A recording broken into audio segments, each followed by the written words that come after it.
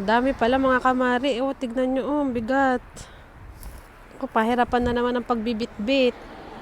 Ayan, ang dami na naman nating mga free na damit mga kamari.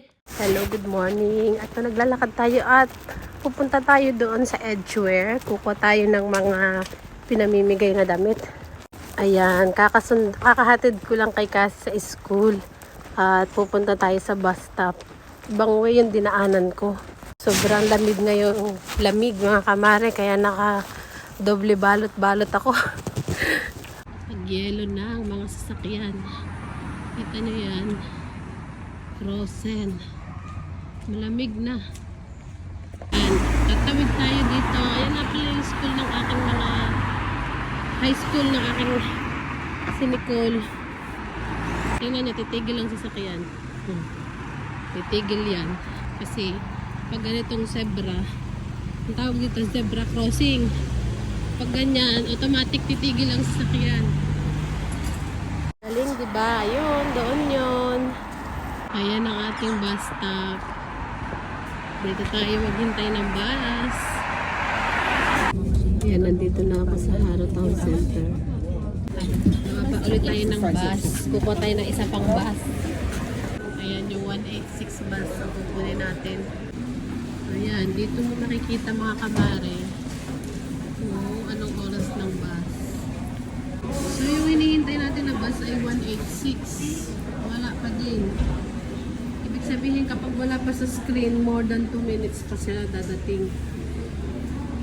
186 bus kasi ang ating hinihintay. Ito na yung sasakyan natin na bus. Ayan.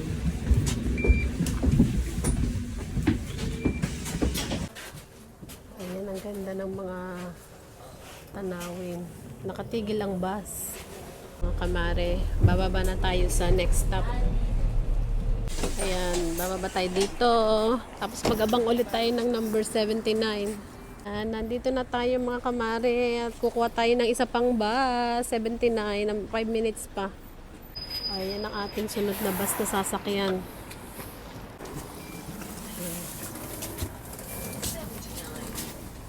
Bababa na tayo.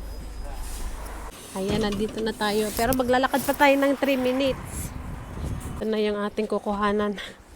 Galing ako doon. So, mag-buzzer lang tayo. Dito nga siguro yun.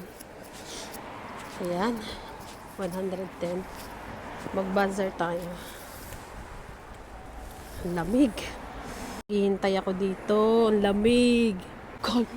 Hello, how are you? Oh, it's a bit heavy. Dami pala mga kamari. Oh, tignan nyo. Oh, ang bigat. Oh, pahirapan na naman ang pagbibitbit. Ang bigat. Oh, ang bigat. Ayan, ang dami na naman nating mga free na damit mga kamari.